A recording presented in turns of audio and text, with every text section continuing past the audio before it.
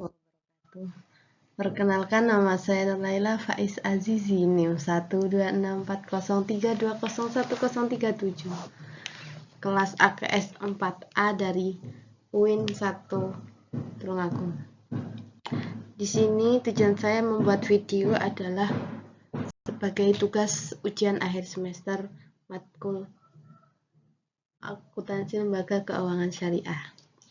Di sini akan menjelaskan materi singkat tentang transaksi rohen dan juga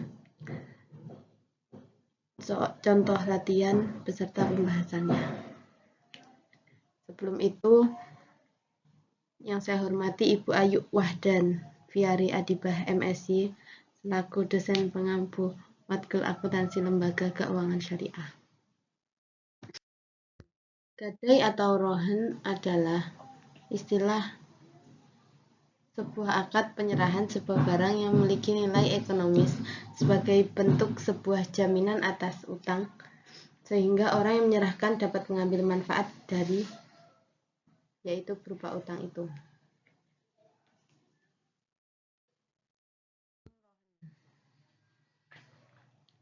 Dalam Al-Quran terdapat dalam surat Al-Baqarah ayat 282 dan 283. Yang kedua dalam As-Sunnah dari Anas, ia berkata, Nabi SAW pernah menggadaikan sebuah baju besi kepada seorang Yahudi di Madinah, dan Nabi mengambil gandum dari si Yahudi itu untuk keluarganya. Dan juga hadis yang diriwayatkan oleh Bukhari Muslim dan hadis yang diriwayatkan oleh Syafi'i dan Daruqutni. Yang ketiga, dasar hukumnya ar-rohin yaitu ijtihad. Ada pada Fatwa Dewan Syariah Nasional nomor 25/DSN MUI /3/2002 tanggal 26 Juni 2002 yang menyatakan bahwa pinjaman dengan menggadaikan barang sebagai jaminan utang dalam bentuk rohen itu diperbolehkan. Rukun rohen ada 5. Yang pertama ar-rohin, yang artinya orang yang menggandakan. Yang kedua al-murtahin, yaitu orang yang menerima gadai. Ketiga al-marhun, yaitu barang yang digadaikan. Keempat al-marhun bih, yaitu adanya utang. Yang kelima sigot, ijab dan qabul. Soal, Nona Laila menggadaikan HP Samsung Galaxy S22 Ultra dan sepeda motor Vario 125 miliknya. Pihak gadai menaksir harga HP senilai 20 juta dan sepeda motor senilai 30 juta. Kemudian pihak gadai akan memberikan pinjaman sekitar marhun bih, perhitungannya yaitu 50 juta kali 80% sama dengan 40 juta. Jadi itu 50 juta diambil dari total perkiraan harga ini dalam taksiran HP dan juga sepeda motor, yaitu 20 juta tambah 30 juta hasilnya 50 juta. Yang 80%-nya itu diambil dari presentasi pencairan uang yang telah ditentukan oleh pihak penggadai. Jadinya 50 juta kali 80% hasilnya 40 juta. B. Biaya administrasi Rp20.000. Rp20.000 itu juga ditentukan oleh pihak penggadai.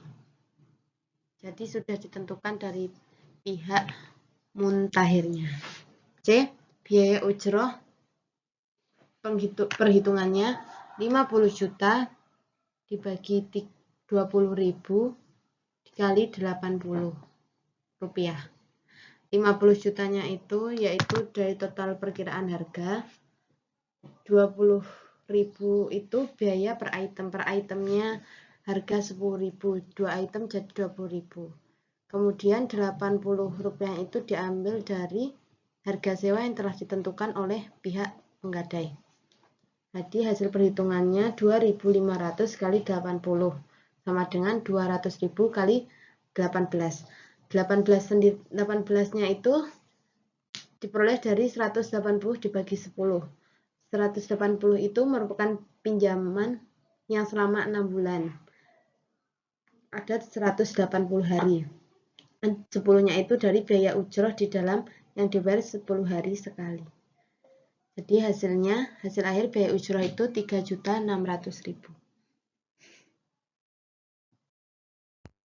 Jadi presentase biaya ujrah per bulannya yaitu 3.600.000 dibagi 40 juta sama dengan 0,09.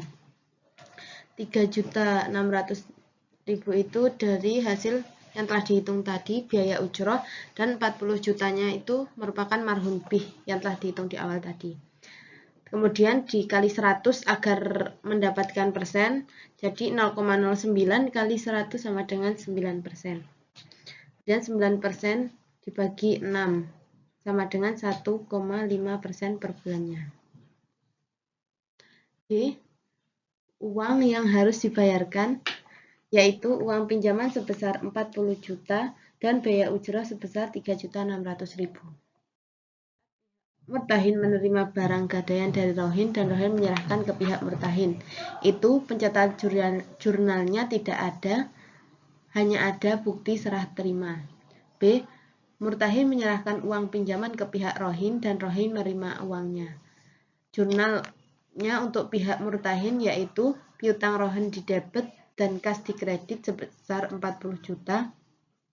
Jurnalnya untuk pihak Rohin, kas di debit, marhun bih di kredit sebesar 40 juta.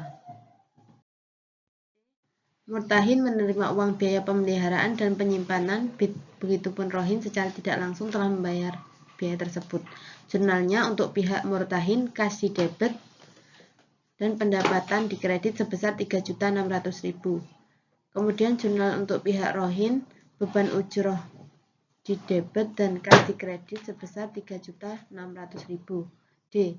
Murtahin mengeluarkan uang untuk pemeliharaan dan penyimpanan. 2 hari setelah itu Rohin melunasinya.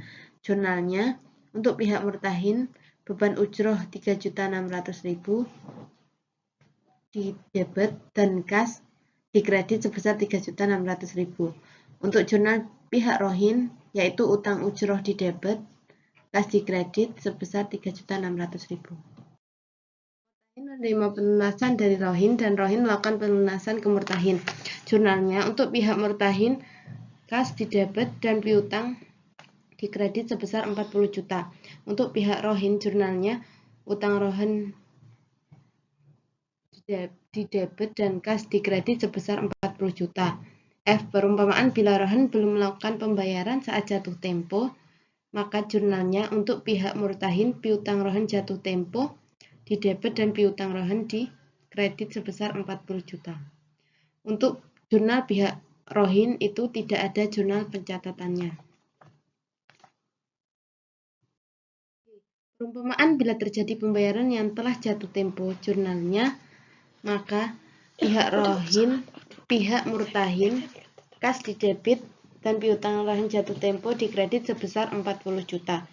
Untuk jurnal pihak Rohin, utang Rohin di debit dan kas di kredit sebesar 40 juta. Berikut tadi pemaparan materi yang saya buat, ada kurang lebihnya mohon maaf. Semoga bermanfaat bagi saya dan kita semua. Sekian, wassalamualaikum warahmatullahi wabarakatuh.